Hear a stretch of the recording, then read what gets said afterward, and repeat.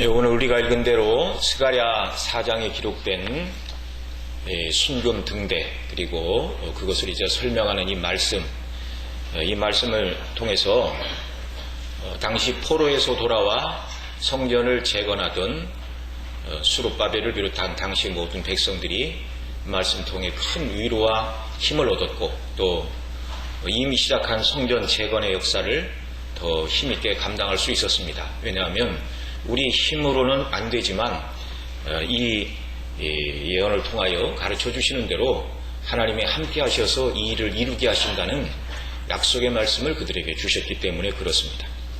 이미 살펴본 대로 여기 순금 등대 환상을 통하여 주시는 이 말씀은 사람의 손으로 공급하는 감람유가 아니라 등대 좌우에 있는 감람나무로부터 금기름이 이렇게 흘러들어 사람의 손이 전혀 필요치 않는 환하게 불을 밝히는 이런 등대의 모습이었습니다.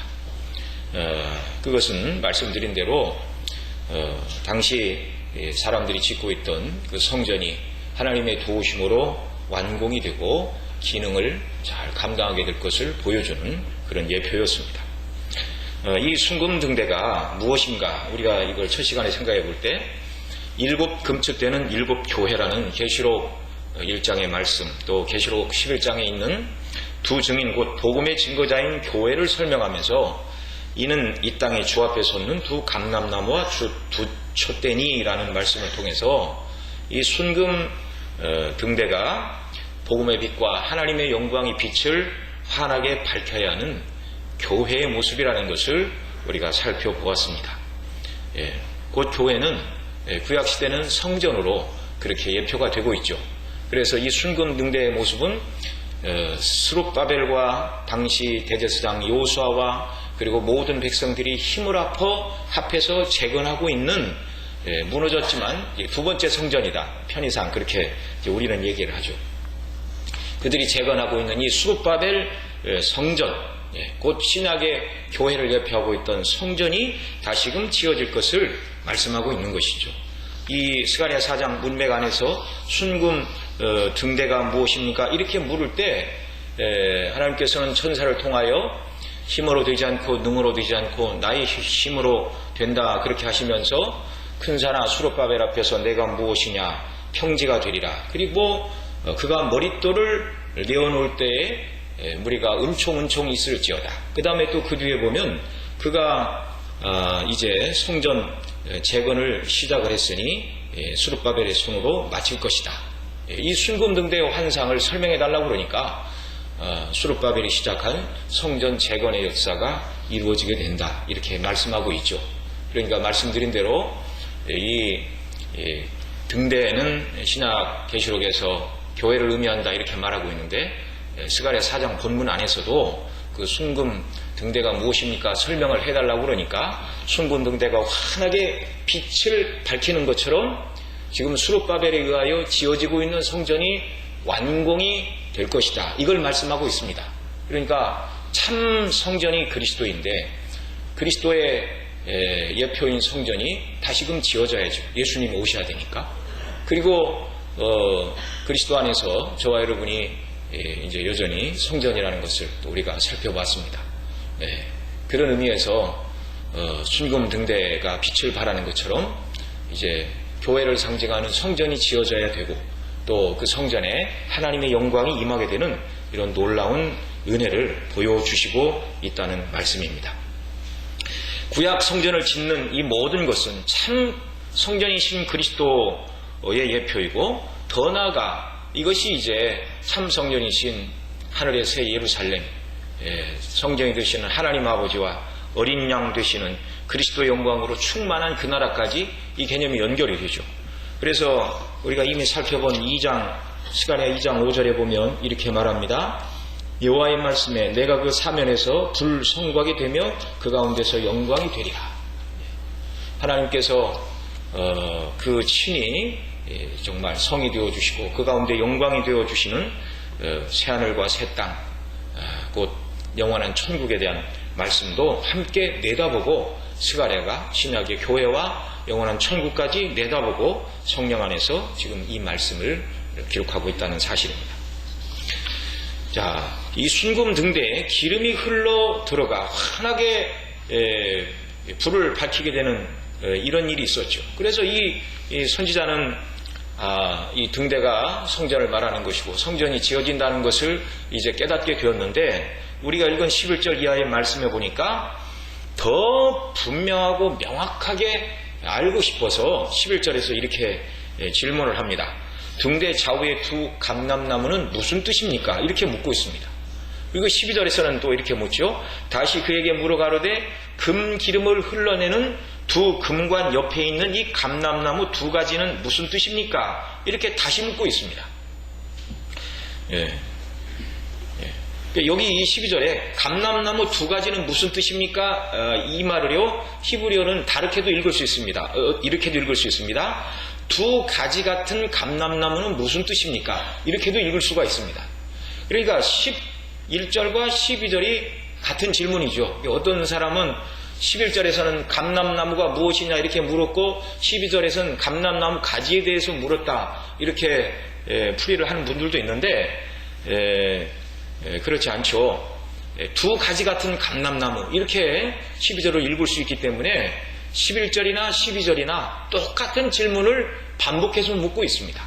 금 기름이 쏟아지는 가지 같은 이 감람나무, 여기로부터 금 기름이 흘러들어 이 순금 등대에 불이 환하게 밝혀지고 그것이 상징하는 것처럼 성전이 지어지고 하나님의 영광이 다시금 드러나게 될 것인데, 그렇게 금 기름을 공급하고 있는 이 감람나무, 이것은 무엇인가?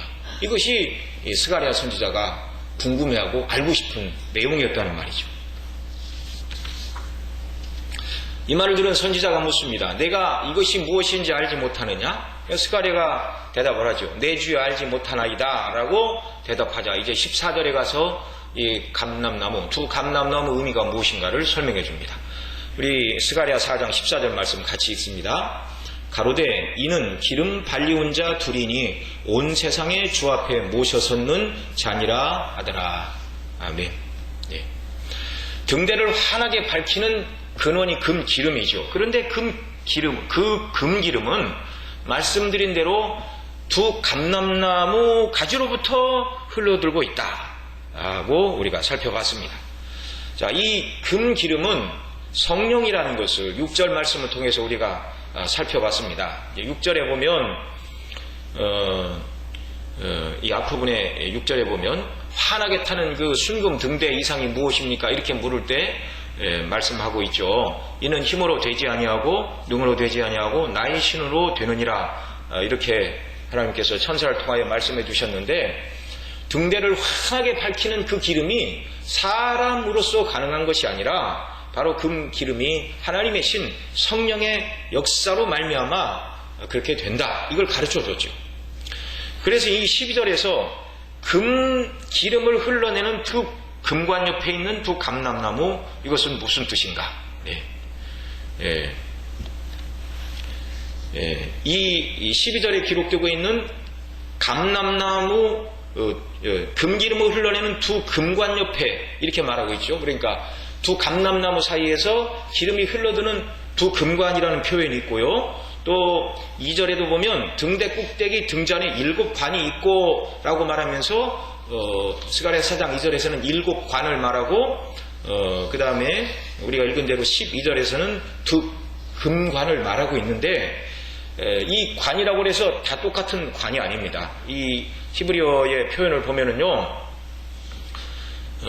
먼저 두 금관 할 때 거기서 말하는 관의 의미는 이 조그만한 물이 흘러드는 그런 관이 아니고 수문을 열었을 때 흘러내리는 물줄기와 같은 그런 큰 수로를 의미하는 것입니다. 그러니까 사무엘하 5장 8절에 보면 다윗이 정복한 그 헤브론 그 산에 사는 사람들이 아무도 못 올라온다 그렇게 얘기할 때 수문으로 다윗이 들어가서 그 성을 점령한 그런 일이 있죠. 큰 수로. 그 다음에 또 이 금관이라고 말할 때 이 관으로 쓰이는 단어가 시편 49편 7절에 보면 주의 폭포 소리에 깊은 바다가 서로 부르며 주의 파도와 물결이 날 엄몰하도소이다, 이런 표현이 있는데요. 폭포에서 쏟아져 내리는 물과 같은 큰 물의 통로, 이것이 지금 12절에서 보고 있는 감람나무 사이에 있는 두 금관의 의미입니다. 그러니까 엄청난 양의 이 금기름이 이 순금 등대로 흘러들고 있고, 이 순금 등대에 어떤 분들은 등잔이 이렇게 7개가 있는데 거기에 심지가 7개가 있어서 77에 49, 49개의 불이 켜져가지고 굉장히 환한 등불의 이미지다, 그렇게 이제 설명을 하시는 분들도 있습니다. 정확하게 이렇다라고 딱 집어서 말하기는 어려우니까 이게 상징으로 예언으로 주어진 말이니까, 환상 가운데 받은 말씀이니까 우리가 명확하게 이것을 그림으로 그리기는 어렵지만, 그러나 일반적으로 성전에서 이렇게 등불을 키웠던 그 정도의 밝기가 아니라 엄청난 밝기의 불이라는 것을 우리가 알게 되죠. 그럴 수밖에 없죠. 신약시대 성령님의 역사로 그리스도의 복음이 온 세상을 밝게 비추고 있기 때문에 온 세상을 환하게 비출 만큼 그 등불이 타오르려면은 말할 수 없는 기름이 공급돼야 된다는 것은 너무나 자명한 이치죠. 그래서 두 감람나무 사이에 두 금관을 따라서 금기름이 부어지는데, 이 금기름은 그냥 쫄쫄쫄 흐르는 그런 정도가 아니라 큰 수로의 문이 열리고 폭포수에 폭포가 떨어지는 것과 같은 그런 의미의 금기름이 두 감람나무 사이에서 큰 주발로 흘러들고 있다, 이런 의미라는 것을 이해를 해야 합니다. 네. 자, 좀 더 설명을 붙이면 두 나무 사이에 큰 강이 흐르고 있는 그런 이미지이죠. 네.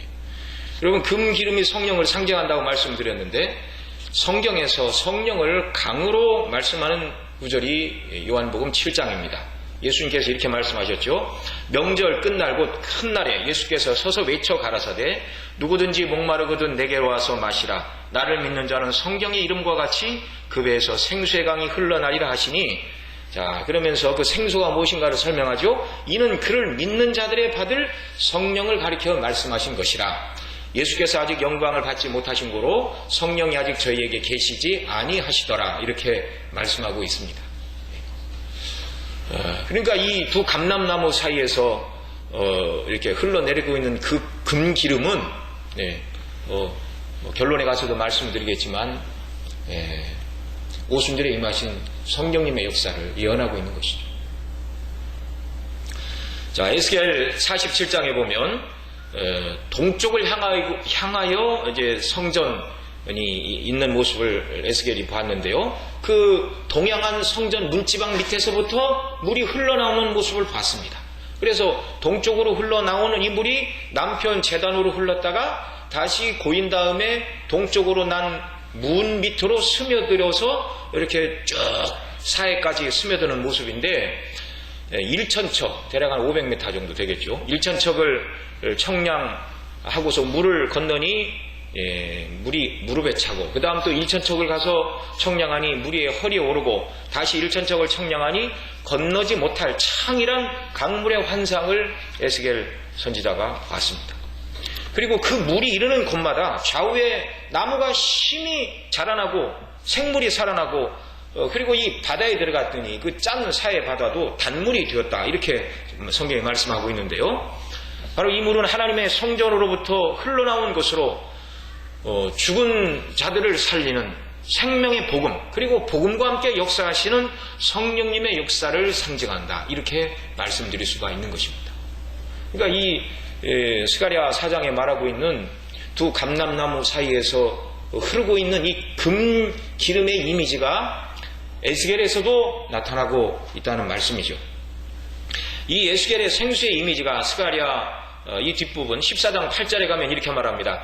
그날의 생수가 예루살렘에서 솟아나 절반은 동해로 절반은 서해로 흐를 것이라. 여름에도 겨울에도 그러하리라, 이렇게 말씀하고 있는데, 역시 이 말씀도 죽은 자를 살리는 성령의 역사가 그리스도의 복음과 함께 전 세계로 퍼져나갈 것을 말씀하고 있습니다. 이 생명의 강의 모습이 이제 요한계시록 22장에서도 가면 절정을 이루는데요. 요한계시록 22장 1절 2절에 이렇게 말합니다. 저가 또 수정 같은 맑은 생명수의 강을 내게 보이니 하나님과 및 어린 양의 보좌로부터 나서, 그러니까 에스겔 37장에서는 성전 문 지방에서부터 이 강물이 흘러가지고 온 가는 곳곳마다 생명을 살리고 죽어있는 바다도 살리는 그런 역할을 했는데요. 여기 계시록 22장에 나오는 이 생명수 강은 하나님과 및 어린 양의 보좌로부터, 그러니까 에스겔 표현을 빌리면 성전 문지방으로부터 흘러나온 이미지와 같은 것입니다. 길 가운데로 흐르더라. 강 좌우에 생명나무가 있어 12가지 실과를 맺히되 달마다 실과를 맺히고 그 나무 잎사귀들은 만국을 소성하게 하여 있더라. 에스겔에서는 그 물이 흐르자 양쪽에 나무들이 생기고 그 이파리가 사람들의 약이 되었다, 이렇게 표현을 하고 있습니다. 자, 이렇게 죽은 자와 목마른 자들에게 생명을 주시는 생수로 표현된 성령의 역사와 또 두 나무 사이에 흐르는 강과 같은 이 성령님의 역사를 스가랴 4장, 에스겔 47장, 또 요한복음 7장과 계시록 22장에서 말씀해 주고 있습니다. 한 성령께서 주신 말씀이기 때문에 이렇게 다 연결이 된다는 말이죠. 자, 이렇게 성령을 부어주시고 공급해주는 공급의 원천인 이 감람나무, 이것이 무엇인가? 지금 이 스가랴 선지자가 매우 궁금해하고 있는 내용이죠. 감람나무가 무엇인지를 알아야 되는 이 중요한 이유는 그 나무로부터 금기름, 성령께서 교회에 공급되기 때문이래, 그 말이죠. 순금 등대 이 기름이 공급되어 등대를 환하게 밝히고 하나님의 성령의 역사로 성전이 온전히 지어져 가기 때문에 이 금기름, 성령의 원천이 되시는, 성령을 부어주시고 중재자가 되시는 이 감람나무가 무엇인가? 14절 우리가 읽은 대로 이는 기름 발리운 자 둘이니 온 세상에 주 앞에 모셔섰는 자니라, 이렇게 말씀하고 있습니다. 이게 다 상징적인 표현이죠. 여러분, 금기름을 발리운 자, 누가 기름을 구약시대에 이렇게 기름 부음을 받았습니까? 그걸 이제 메시아라고 그러죠. 기름 부음을 받았다. 기름 부음을 받는 자들이 제사장 그리고 왕들이었습니다. 온 세상에 모셔섰는 자로서, 온 세상 주 앞에 모셔섰는 자, 그러니까 주님의 종들이라고 말이죠. 주님의 종으로서 기름 발리운 두 사람, 곧 당시로 얘기하면 제사장 직분을 감당했던 대제사장 여호수아와 왕은 아직 아니었지만 왕직을 감당한 총독 수룹바벨이라고 이렇게 해석을 할 수가 있습니다. 당시는 이 말씀이 이 두 사람, 곧 기름 발리움을 받은 여호수아와 수룹바벨의 이 협력 사역을 통하여 성전이 재건되고 하나님께서 영광을 받으신다는 말로 이해를 할 수가 있습니다. 그러나 구약의 기름 부음을 받은 제사장과 왕의 이 모든 직분은 참된 메시아인 그리스도의 예표입니다. 그러니 성령을 부어주시는 분은 사람이 아닌 그리스도이죠. 예수님이죠. 그걸 이제 예표로 보여주고 있는 것입니다. 또 다른 설명을 할 수도 있는데 결론은 마찬가지입니다. 여기 14절에서 기름 발리운 자라는 말을 역시 히브리어에서 기름의 아들들로 이렇게 또 읽을 수도 있습니다. son of oil, 그런 말이죠. 이런 이제 자세한 설명들은 이제 구약을 주석해 놓은 김희보 목사님 책에 보면 잘 기록이 되고 있는데요. 이 말은 기름의 아들들이다, 그 말은 기름을 바르는 자라는 의미입니다. 앞서 기름 발리움을 받은 자는 왕과 제사장이라고 그랬는데 구약시대 왕과 제사장들에게 기름을 바르는 일을 했던 사람은 선지자들이었습니다. 그래서 사무엘 선지자가 사울 왕에게도 다윗에게도 뿔에 기름을 채워가지고 가서 붓는 그런 일을 했던 것이죠. 앞서 살펴본 대로 계시록 11장에서 복음의 증거자인 두 증인, 곧 교회를 설명하면서 이는 주 앞에 섰는 두 감람나무와 두 촛대니라고 스가랴 4장의 이미지를 요한계시록 11장에 설명을 하고 있는데요. 그 요한계시록 11장 10절 몇 절 뒤에 가면 이 두 증인을 이 두 선지자라, 핍박과 고난을 받죠. 세상 사람들에게 바로 이 두 증인을 두 선지자라, 복음을 증거하는 교회의 증인의 사명을 선지자라고 이렇게 말씀하고 있습니다. 그래서 어떤 분들은 여기 기름 발려온 자 둘을 제사장과 왕직을 상징했던 당시 수룹바벨과 여호수아다 이렇게 해석하기도 하고요. 또 이것이 바로 선지자의 이미지라는 것을 요한계시록 11장 그 다음에 기름의 아들이라는 이 표현을 가지고 기름을 제사장과 왕에게 붓는 선지자의 직임으로 해석을 하는 분들도 있습니다. 만약에 그것이 선지자의 직임이라고 할 것 같으면 당시 성전 재건을 백성들에게 하나님의 말씀을 받아 증거했던 스가랴와 동시대 선지자 학계를 말하는 것이겠죠. 그러나 결론은 같습니다. 왕이든 제사장이든 선지자든 기름 부음을 받았건 기름을 부었건 그것은 참된 메시아이신 그리스도의 예표일 뿐입니다. 어떻게 해도 결론은 기름 부음을 받으셨고 또 성령으로 우리에게 기름을 부어주시는 그리스도를 증거하는 자들로 하나님이 지금 이 상징을 사용하고 계시다는 말이죠. 그러니 이 감람나무는 성령을 우리에게 부어주시는 그리스도라는 것을 가르쳐주는 말씀입니다. 여러분, 과거 우리나라 어떤 이단 교주는 자신이 바로 성령의 중재자요, 자신이 감람나무다 이렇게 사람을 미혹한 경우가 있었는데요.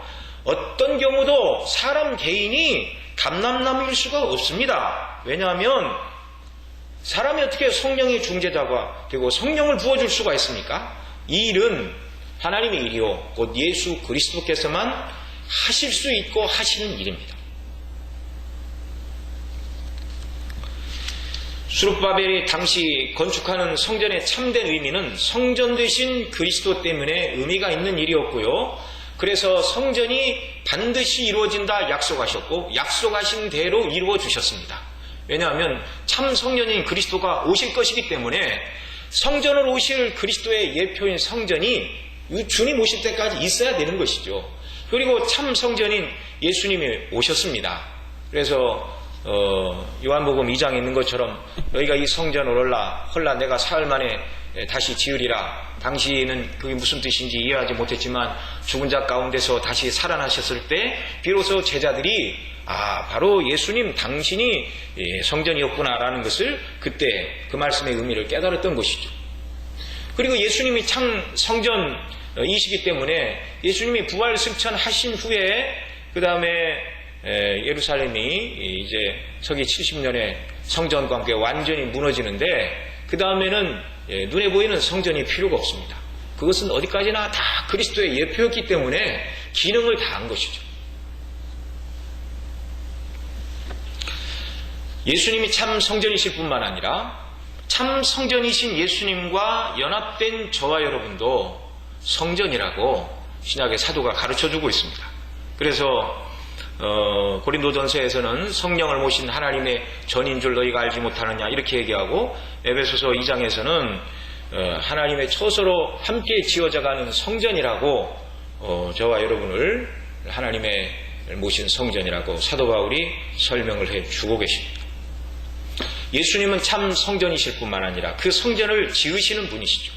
그래서 성전을 재건하는 수룹바벨도 참 성전을 지으시는 그리스도의 예표입니다. 그래서 그리스도와 연합된 저와 여러분도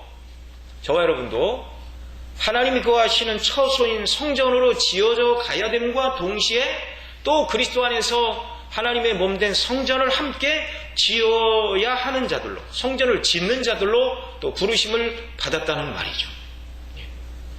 여러분, 우리가 하나님 기뻐하시는 처소로 지어져가는 성전이 되기 위하여 늘 하나님의 말씀 안에서 자신을 돌아보고 성령을 의지하여 예수님 닮아가는 이런 역사가 있어야 되는 것이죠. 이것이 우리 개개인이 성전으로 지어져 가는 것이라면 우리가 성전을 짓는 일은 무엇입니까? 아직 예수님 모르고 그리스도 밖에 있는 자들에게 예수님을 증거하여 그들도 예수님 믿고 우리와 함께 성전으로 지어져 가도록 복음을 증거하는 이 일이 바로 성전을 짓는 일이 되는 것이고, 순금 등대로 말하면 빛을 발하는 등대의 모습을 우리가 감당하는 모습이다, 이렇게 말씀을 드릴 수가 있는 것입니다. 여러분, 저와 여러분 자신이 빛은 아닙니다. 그러나 참 빛이신 하나님 아버지와 우리 주 예수 그리스도의 그 영광스러운 복음의 빛, 구원의 빛, 이 영광의 빛을 우리가 드러내는 자들이 되어야 하는 것이죠. 이 모든 일 곧 우리가 하나님이 기뻐하시는 성전으로 지어져 가고 성전의 임무인 순금 등대와 같이 빛을 환하게 드러내는 이 모든 일들, 이것은 저와 여러분의 힘과 능으로 되는 것이 아니라 순금 등대에 끊임없이 감람나무로부터 흘러드는 금기름, 곧 성령님의 역사로만 되는 일이라는 것을 보여주고 계십니다. 바로 이 성령을 부어주시고 또 성령의 중재자가 우리 예수님이라는 말이죠. 저와 여러분은 이미, 그런데 예수님께서 이제 이 땅에 오셔서 이 일을 이루셨죠. 그래서 순금 등대가 빛을 발하도록 금기름을 부으시는 감람나무로서 그리스도를 상징하는 것이라 말씀을 드렸는데, 예수님이 이 땅에 오셔서 구속을 이루시고 십자가에 죽으시고 그 다음에 3일 만에 부활하시고 부활하신 지 40일 만에 승천하셨습니다. 승천하시면서 약속하신 성령을 기다리라. 그리고 그들이 간절히 기도할 때 승천하신 후에 열흘 후에 오순절 성령을 부어주심으로 말미암아 이 교회에 금기름이 부어지는 이 놀라운 스가랴 4장의 순금 등대의 예언의 말씀이 바로 오순절 성령이 임하심으로 말미암아 성취되었다는 말이죠. 저와 여러분은 이 등대에 금기름이 부어진 이후를 살아가고 있습니다. 저와 여러분은 이미 오순절에 임하신 성령님의 역사로 복음을 듣고 거듭나 하나님의 자녀가 되었습니다. 오늘 본문이 말하는 성전으로 지어져 가고 있고 빛을 발하는 순금 등대를 구성하는 하나의 일원이 되었습니다. 이런 일은 예수님께서 보내시는 보혜사 성령님의 역사로만 가능하다는 것이죠. 예수님은 누가복음 11장 9절 이하에서 이렇게 말씀해 주셨습니다. 우리 한번 찾아볼까요? 누가복음 11장 9절.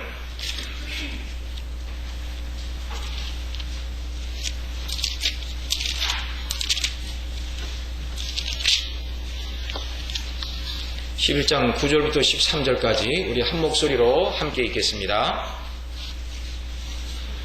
내가 또 너에게 이르노니 구하라 그러면 너에게 주실 것이요 찾으라 그러면 찾을 것이요 문을 두드리라 그러면 너에게 열릴 것이니 구하는 이마다 받을 것이요 찾는 이가 찾을 것이요 두드리는 이에게 열릴 것이니라.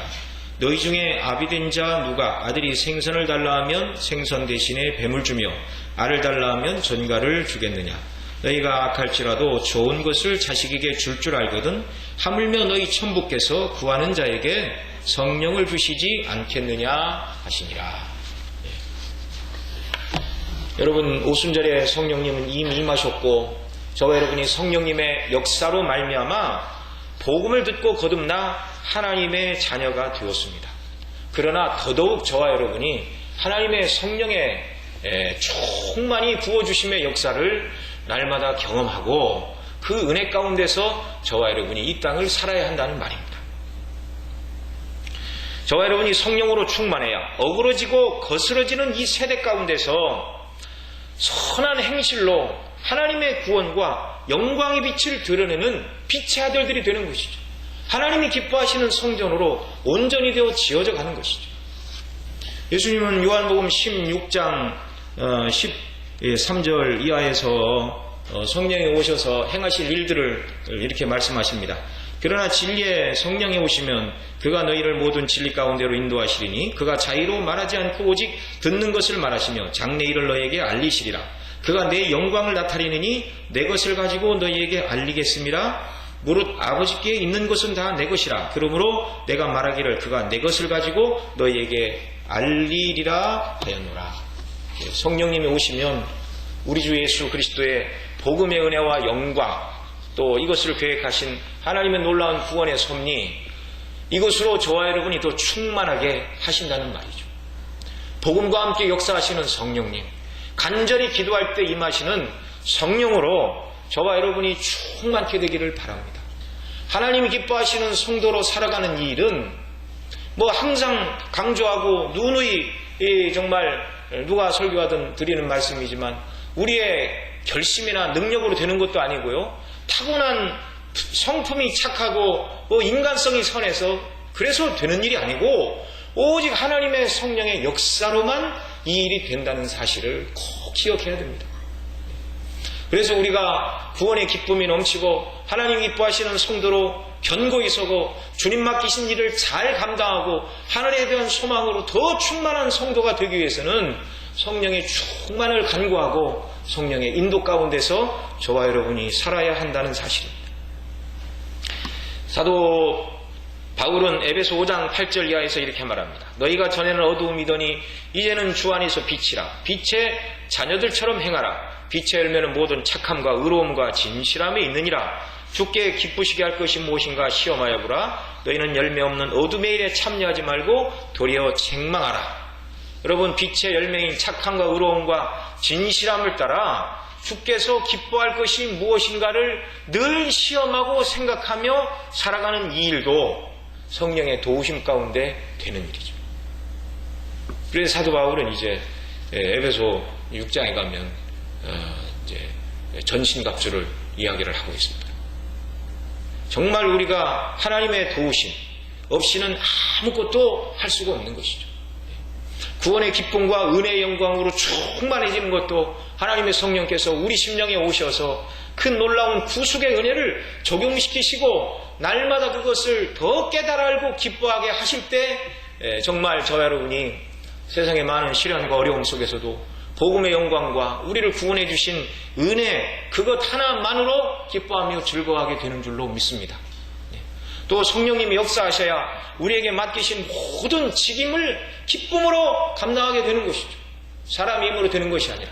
그래서 우리가 기도해야 되고 성령의 인도함을 받아서 정말 빛의 아들들답게 또 날마다 하나님 기뻐하시는 성전으로 지어져가 예수님을 닮고 또 하늘의 영광을 더 사모하는 사람들이 되는 이 모든 일들 다 하나님의 성령의 역사로 되는 것이니 성령을 부어주시는 우리 주님께 하나님 아버지께 날마다 나아가 기도함으로 성령의 충만을 받아 정말 이 모든 역사를 감당하는 저와 여러분 모두가 되시기를 바랍니다. 기도하시겠습니다. 하나님 아버지 고맙고 감사합니다. 죄인들을 그리스도 안에서 구원하시고 교회를 통하여 복음이 증거되고 그 복음을 듣고 아직도 예수님 밖에 있는 자들이 구원 얻도록 오늘도 구원의 역사를 교회를 통하여 이루어 가시는데 하나님께서 계획하셨고 또한 하나님께서 이루십니다.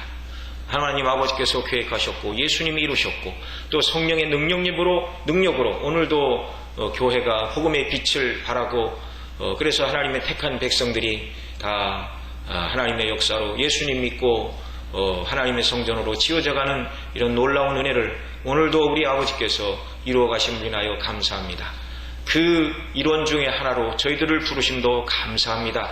우리를 불러주신 이 은혜와 영광이 얼마나 크고 귀한가를 더욱더 확신하게 하여 주시기를 원하옵고 성령에 충만하여 구원의 기쁨과 감격으로 충만하고 또 우리에게 맡기신 이 귀한 사명을 즐거움으로 감당하고 그래서 내 힘이 아닌 하나님의 도우시는 힘과 은혜로 이 일을 감당했다.